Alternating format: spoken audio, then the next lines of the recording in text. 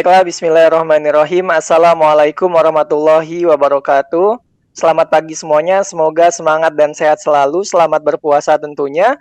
Perkenalkan kami dari kelompok 3 Statistika Pendidikan dengan materi pengujian rata 3 peubah atau lebih. Next. Oke, di sini kelompok kita yang pertama ada Kak Humnatul Haniah, Kak Sabda Melania, Zahrotin Muhtarisatul, Holilur Rahman, Siti Maria, Sunayah, Bayu Aji Setiawan, Anissa Salsabila, dan Oktavia Nursanti. Next. Pengujian rata 3 peubah atau lebih di sini akan ada 3 pokok bahasan kita yang akan kita bahas. Yang pertama ada ANOVA 1 jalur, uji SCAF, dan uji Kruskal-Wallis. Next. Nah, sebagai pendahuluan, sebelum kita masuk ke materi kita lebih lanjut, kita akan mengenali terlebih dahulu analisis of varian, ANOVA. Apa sih itu? Nah, yang pertama, statistika itu merupakan ilmu atau seni yang berkaitan dengan tata cara atau metode pengumpulan data, analisis data, dan interpretasi hasil analisis untuk mendapatkan informasi guna penarikan kesimpulan dan pengambilan keputusan. Metode statistik yang banyak digunakan untuk menganalisis data dari suatu percobaan yang terancang adalah teknik analisis ragam atau sering disebut dengan ANOVA. Jadi teman-teman, ANOVA ini dikenal juga dengan sebutan analisis of variance atau juga analisis ragam. Seperti itu. Next. Nah, di sini di sebelah kiri kita dapat melihat gambaran foto. Beliau adalah R.A. Fisher yang memperkenalkan pertama kali analisis of variance atau ANOVA pada tahun 1925. Next. Analysis of variance atau ANOVA. Nah, yang pertama itu apa sih? Nah, tujuannya adalah untuk memeriksa hubungan antara dua atau lebih set data. Bentuk uji hipotesis statistik di mana kita mengambil kesimpulan berdasarkan data atau kelompok statistik inferentif. Berdasarkan banyak faktor kriteria yang dipergunakan untuk mengelompokkan data, maka ANOVA ini dibedakan menjadi dua, teman-teman. Yang pertama ada ANOVA 1 jalur atau one way ANOVA, dan yang kedua ANOVA 2 jalur, two way ANOVA. Namun, teman-teman sekalian, pada kesempatan kali ini kita hanya akan membahas mengenai ANOVA 1 jalur atau one way ANOVA. Next. Nah, yang berikutnya akan dijelaskan oleh pemateri berikutnya. Silahkan. Oke, bismillah, melanjutkan penjelasan dari Bayu. Jadi di sini kita hanya akan membahas ANOVA 1 jalur. Nah, apa sih ANOVA 1 jalur itu? Jadi ANOVA 1 jalur ini itu adalah cuman peubah bebas yang diperhatikan itu hanya satu. Sesuai namanya itu 1 jalur, maka yang diperhatikan itu cuma satu peubah bebas. Nah, contohnya itu adalah andaikan kita ingin mengetahui apakah ada perbedaan sikap terhadap matematika dari siswa SD, SMP, dan SMA. Maka di sini peubah bebasnya itu hanya satu, yaitu tingkat sekolahnya, yaitu tingkat SD, SMP, dan SMA. Next. Oke, jadi andaikan tadi kan kita mempunyai nilai sikap 3 kelompok, masing-masing 5 orang siswa SD, SMP, dan SMA yang dipilih secara acak terhadap nilai matematika gitu. Nah, kelompok ini dinamai dengan kelompok X1, X2, dan X3 di mana berturut-turut kelompok ini merepresentasikan kelompok nilai sikap dari siswa SD, SMP, dan SMA.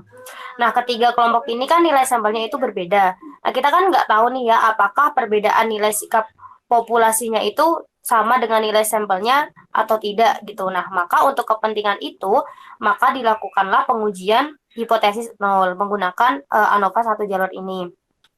Nah, untuk melakukan pengujian hipotesis nol melalui data yang ada di samping, yaitu data X1, X2, dan X3, nah datanya bisa dilihat ya di tabelnya. Nah, kita itu bisa menggunakan uji keberartian variansi antar kelompok atau perlakuan dengan variansi interkelompok atau kekeliruan pemilihan sampel. Nah, jadi di sini yang diuji itu adalah variasi antar kelompok, antar X1, X2, dan X3, dan juga interkelompok. Jadi antara data X1, di data 1, data 2, data 3, dan seterusnya. Nah, atau kalau berbicara mengenai jumlah kuadratnya, nah jumlah kuadrat total ini sama dengan jumlah kuadrat antar kelompok ditambah dengan jumlah kuadrat internya. Jadi rumus dari jumlah kuadrat total itu adalah jumlah kuadrat antar ditambah dengan jumlah kuadrat inter. Next. Nah, untuk rumusnya akan dijelaskan oleh pemateri selanjutnya. Dipersilakan. Oke, di sini saya akan menjelaskan eh, dari lanjutan Risa, yaitu rumus-rumus dari ANOVA satu jalur. Di mana kita tahu JK di sini adalah jumlah kuadrat, ya, bukan nama lain dari jumlah kuadrat. Jadi jumlah kuadrat total sama dengan tadi sesuai yang sudah dijelaskan adalah jumlah kuadrat antar ditambah jumlah kuadrat inter. Kita singkat menjadi JKT sama dengan ditambah JKA dan ditambah JKI.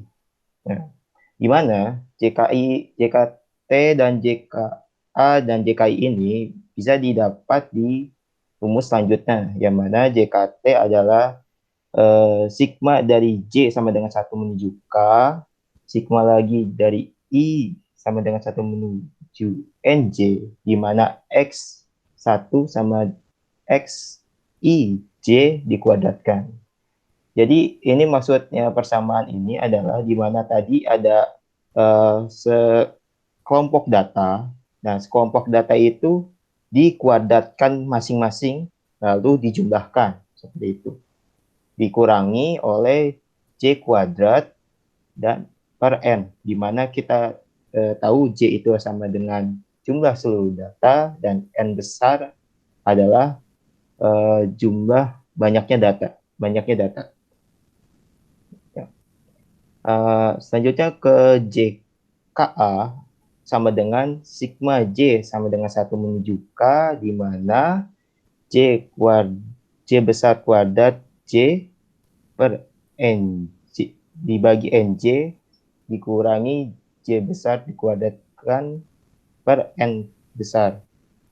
Nah, jadi kalau yang ini sigmanya itu hanya mengkuadratkan jumlah-jumlahnya. Jadi si data itu sudah dijumlahkan baru dikuadratkan per kelompok tadi ya. Jadi kan tadi dicontoh di slide sebelumnya ada 3X ya, X1, X2, X3. Jadi nanti itu kalau misalnya X1 itu jumlah datanya dijumlahin dulu, baru dikuadratkan dan dibagi NJ. NJ itu sesuai banyaknya data per kelompok itu. Terus yang ketiga dari JKI adalah sama dengan sigma J1 menuju sama dengan 1 menuju K, di mana terus sigma I sama dengan 1 menuju NJ, X I J kuadrat dikurangi J kuadrat NJ kecil per NJ. Sama seperti tadi yang seperti JKT, jadi JKI ini juga data per data dikuadratkan lalu ditambahkan lalu dikurangi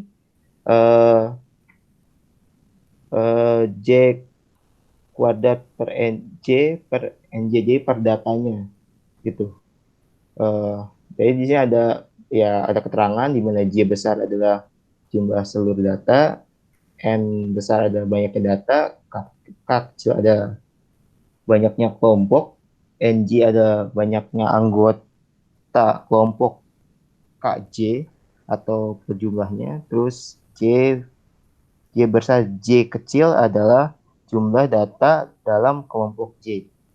Next. Di sini ada RKJ. RKJ adalah rata jumlah kuadrat. Ya. Dan kalau T berarti total, A ada antara, I adalah inter, begitu.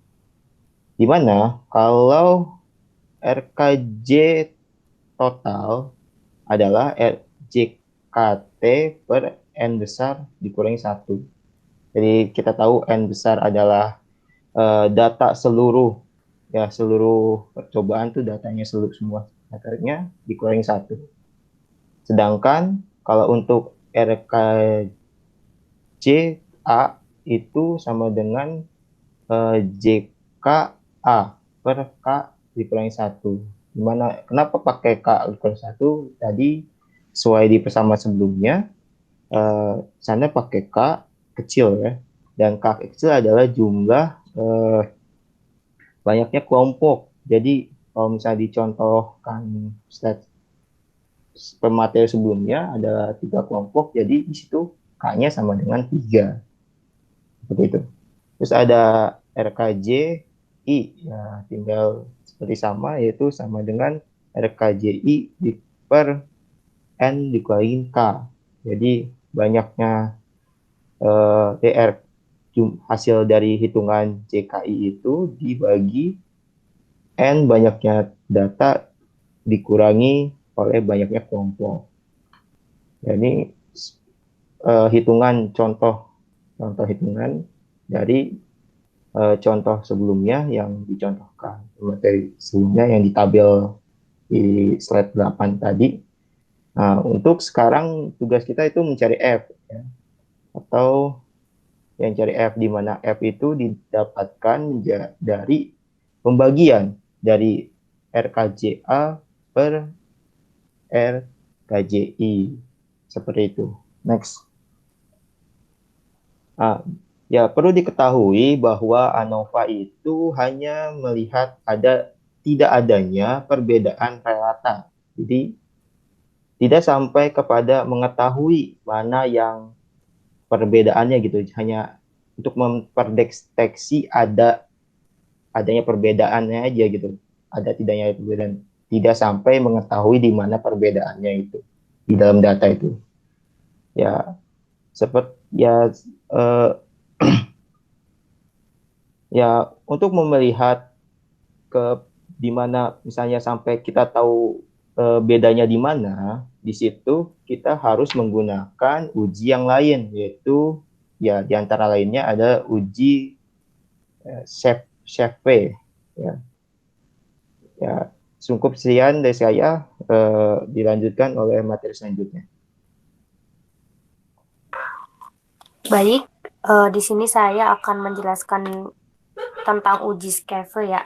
Jadi kan tadi dijelaskan bahwa di ANOVA 1 jalur itu hanya menjelaskan tentang adanya perbedaan rata gitu. Nah, di uji SCAFE ini dilihat mana sih yang berbeda gitu.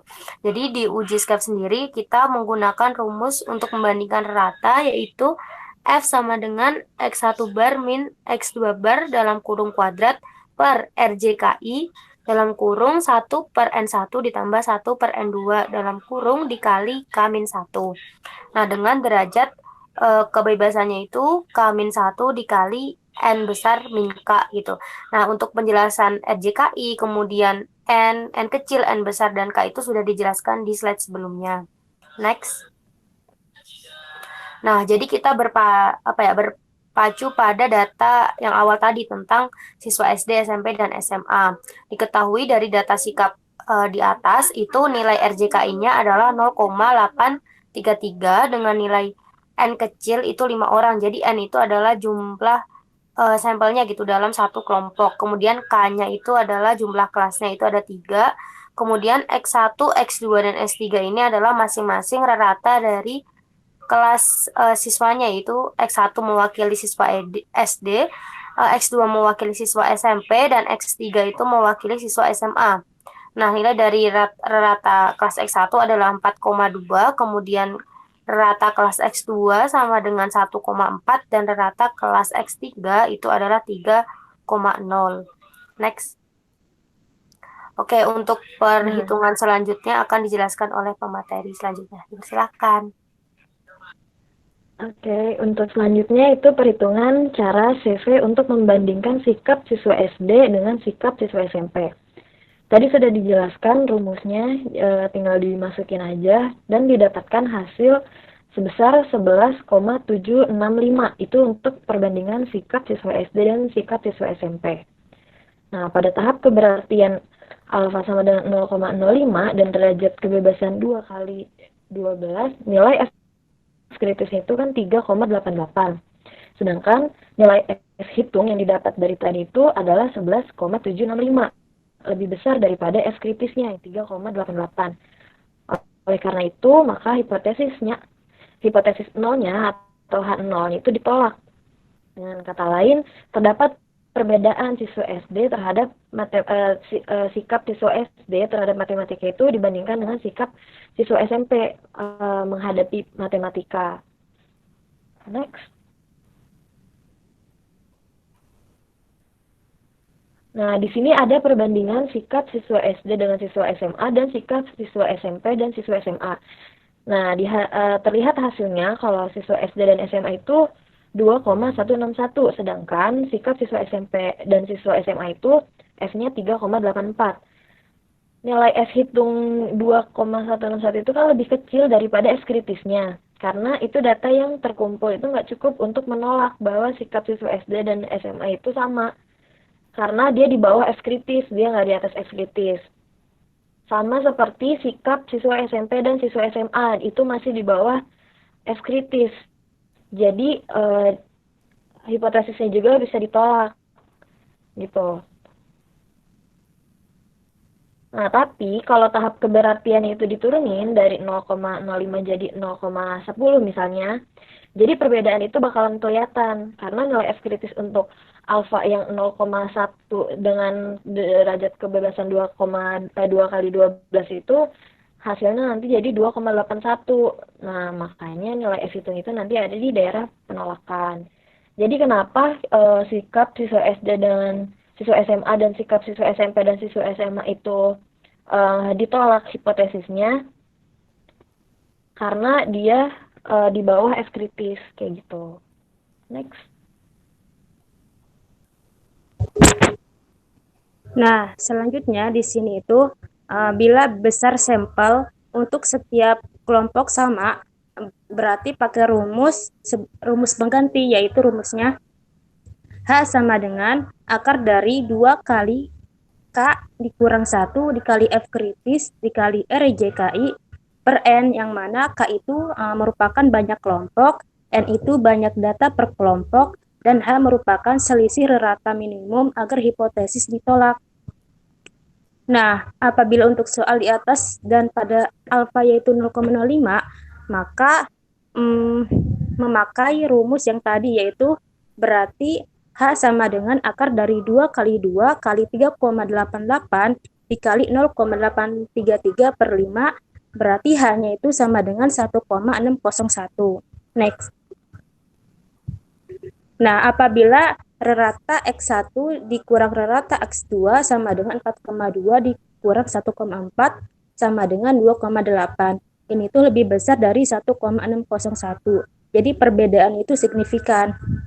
Nah, selanjutnya apabila rata X1 dikurangi rata X3 sama dengan 4,2 dikurang 3,0 yaitu 1,2.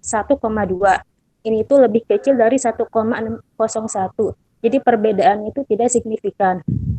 Nah, terus apabila rata X3 dikurang rata X2 sama dengan 3,0 dikurang 1,4 yaitu sama dengan 1,6. Ini lebih kecil dari 1,601. Jadi perbedaan tidak signifikan. Nah, yang terakhir apabila rata X1 dikurang rata X2 tambah 3 sama dengan 4,2 dikurang 2,2 sama dengan 2,8. Ini tuh lebih besar dari 1,601. Jadi perbedaannya signifikan juga. Nah, selanjutnya.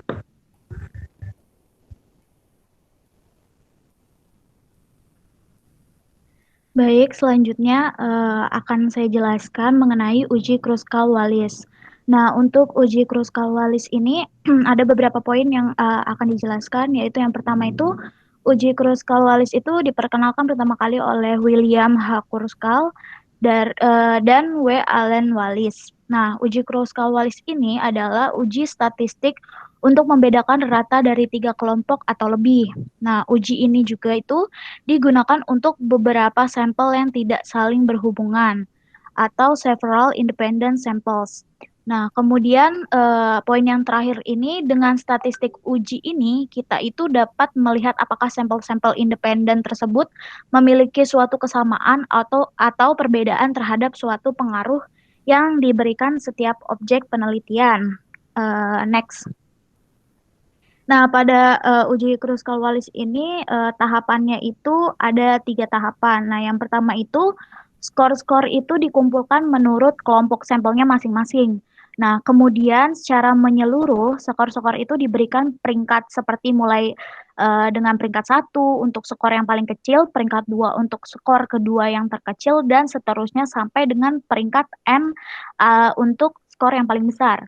Nah, yang kedua, peringkat untuk masing-masing kelompok sampel dijumlahkan dan diberi notasi. Contohnya, PK, K ini itu 1, 2, sampai K.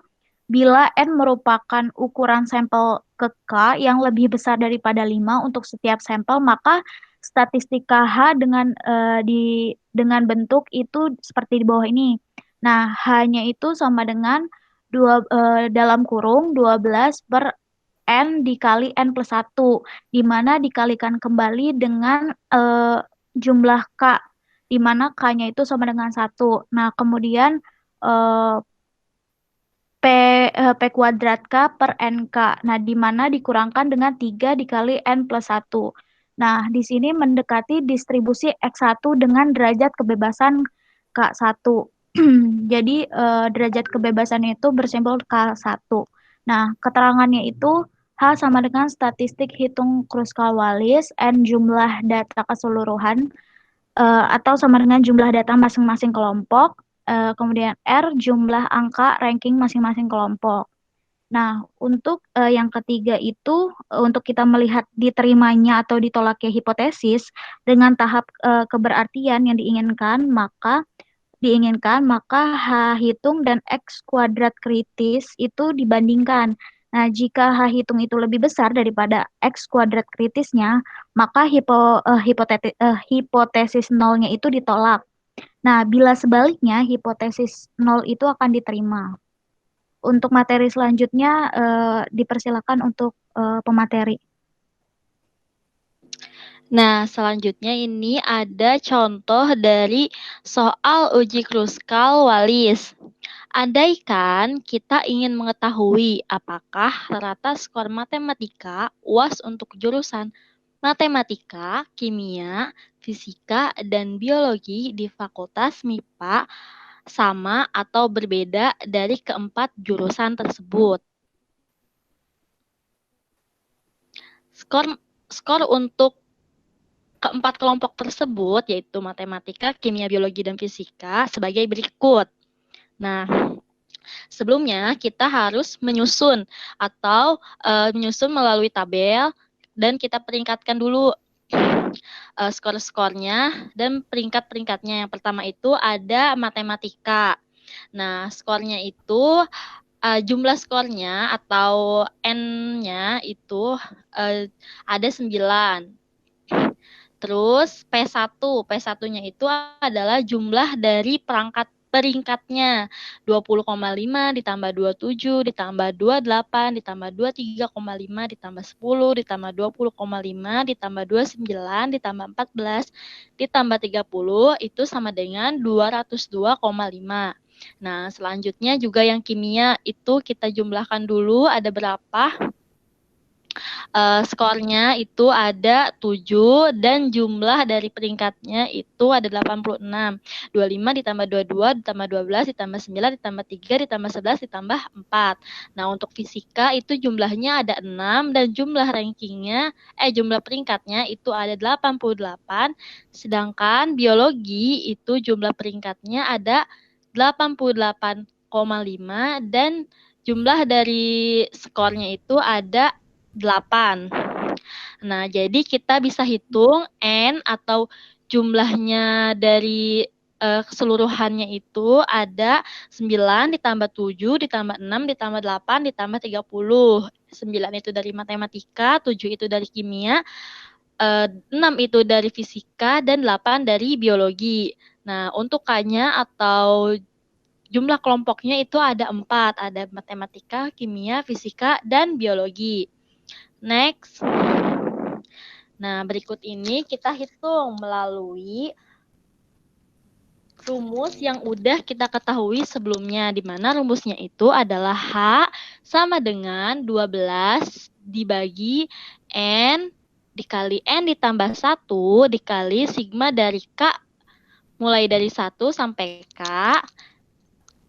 P PK ini tuh maksudnya PK kuadrat per NK dikurangi 3 dikali N ditambah 1. Nah, kita substitusikan nilai-nilai yang udah kita ketahui sebelumnya. N yaitu udah kita ketahui itu jumlahnya 30. Maka kita substitusikan N-nya itu 30 dan dihasilkan 12 per 30 dikali 30 tambah 1 itu sama dengan 12 per 930. Nah, untuk PK-nya itu mulai dari P1, P2, P3, P4. P1 itu untuk matematika, P2 untuk kimia, P3-nya itu untuk fisika, dan P4-nya itu untuk biologi. Nah, kita substitusikan juga di mana P1-nya itu 205, P2-nya itu 86, P3-nya itu 88, dan P4 88,5 per N1, N2, N3, N4 ya, ini tuh maksudnya. Nah, N4 dikurangi 93. 93 itu dari 3 dikali 30 ditambah 1. Nah, lalu kita hitung semua nilai-nilainya dan didapatkan H-nya itu 101,70993 dikurangi 93. Nah, hasilnya itu sama dengan 8,70993. Nah, di mana kita tahu melalui tabel X kuadrat kritis pada alfa 0,05 dengan derajat kebebasan 3 adalah 7,81473. Nah, karena H hitungnya itu yang tadi sudah kita hitung itu 8,70993 dan itu lebih besar daripada X kuadrat kritisnya yaitu 7,81473, maka sesuai yang sudah diketahui kalau H hitung itu lebih besar dari X kuadrat kritisnya, maka hipotesis ditolak, atau itu artinya rata UAS dari keempat jurusan tersebut itu berbeda. Nah, selanjutnya contohnya akan dijelaskan oleh pemateri selanjutnya. Baik, contoh selanjutnya itu adalah masih sama mengenai uji Kruskal-Wallis. Yang pertama yaitu di sini andaikan kita ingin mengetahui apakah ada perbedaan banyaknya jumlah hafal kata per hari antara orang tua, remaja, dan anak-anak. Jadi kita ingin tahu nih apakah ada perbedaan jumlah hafalan kata dari orang tua, remaja, dan anak-anak. Nah, untuk hal ini kita ambil secara acak sejumlah orang tua, remaja, dan anak. Nah, setelah diberi kata-kata asing, maksudnya diberi istilahnya, kemudian dalam sehari dihitung banyak kata-kata yang dapat dihafalkan. Andai kata data yang terkumpul adalah sebagai berikut. Jadi, skor orang tua seperti yang sudah terlihat 10, 9, 8, 11, 15, dan 5. Remaja itu skornya 12, 11, 8, 10, 13, 8, dan 7. Dan skor anak-anak 9, 14, 10, 12, 14, 8, 16, dan 13. Sehingga bisa kita tulis dalam tabel untuk skor orang tua, remaja, dan anak-anak, dan di situ kita dapat mengetahui untuk P1 atau jumlah peringkat dari orang tua itu ada 55,5, untuk jumlah skornya itu ada 6, terus untuk remaja itu peringkatnya ada 64,5, itu maksudnya P2 ya, karena remaja untuk skornya itu 7, terus untuk anak-anak juga 111, untuk N3 itu P3 dan N3 maksudnya di sini, mohon maaf typo. Itu 111 dan juga untuk jumlah skornya itu 8. Nah, dengan kemudian kita jumlah untuk N-nya itu sama dengan 21. Nah, di sini dengan menggunakan analisis non parametrik atau kita menggunakan rumus yang sudah dijelaskan di awal oleh pemateri sebelumnya, yaitu H sama dengan 12 per 21 dikali 21 plus 1, maksudnya di sini N ya, N dikali N plus 1, di mana dikali sigma K sama dengan 1 sampai sigma yang jumlah dari berapa kategori yang akan kita teliti dikurangi 3 dikali N plus 1. Di sini didapatkan bahwa 12 per 21 dikali 21 plus 1 itu sama dengan 462, jadi 12 per 462. Terus dikali P1 itu sama dengan P1-nya itu 55,5, dikuadratkan itu dari orang tua per 6 itu jumlah N-nya, terus P2 itu 64,5 per 7, P3 itu 111 per 8, dikurangi 66. 66 itu hasil dari 21 plus 1 dikali 3. Nah, di situ kita dapatkan hasil 12 per 462 itu 0,025, terus 55,5 kuadrat itu 3080,25, dibagi 6 itu hasilnya 513,375, terus 64,5 kuadrat itu 4160,25, dibagi 7 hasilnya 594,321. Terus 111 dikuadratkan itu 12.321 per 8 hasilnya 1.548,125 yang kemudian dikurangi 66. Nah, dapatkan hasil bahwa hasil akhirnya itu sama dengan 64,775 dikurangi 66 sama dengan atau hasil atau H hitungnya itu sama dengan 2,775. Nah, lagi-lagi jika kita melihat tabel chi-square atau pada tabel x kuadrat titik kritis pada alfa 0,05 dengan derajat kebebasannya itu 2, maka itu adalah dalam tabel 5,991. Nah, kemudian karena H hitungnya itu atau H yang kita hitung itu sama dengan 2,775 dan di sini dia tuh lebih kecil daripada x kuadrat atau chi-square-nya tadi sama yang mana hasilnya 5,991, maka hipotesis yang kita hipotesiskan dari awal itu diterima. Jadi kata asing yang dapat dihafalkan dalam sehari-hari oleh orang tua, remaja ataupun anak-anak itu tidak berbeda secara signifikan. Baik, seperti yang sudah dijelaskan oleh teman-teman sebelumnya tentang pengujian rerata 3 peubah atau lebih, adapun kesimpulan dari pengujian rerata 3 peubah atau lebih yaitu ANOVA satu jalur dapat dipergunakan untuk banyaknya data setiap kelompok tidak sama dan populasi induknya boleh tidak normal. Jika terbukti tidak sama, berarti kedua sampel tersebut dapat digeneralisasikan atau data sampel dianggap dapat mewakili populasi.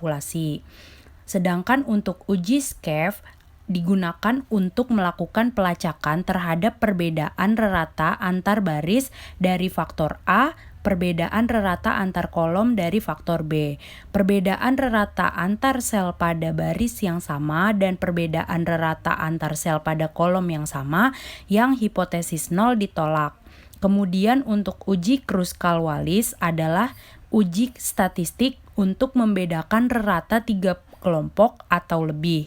Ini merupakan peluasan dari uji Mann-Whitney. Mungkin cukup sekian presentasi dari kelompok kami, kelompok 3. Kurang lebihnya mohon maaf. Wallahul muwaffiq ila aqwamit thoriq. Wassalamualaikum warahmatullahi wabarakatuh.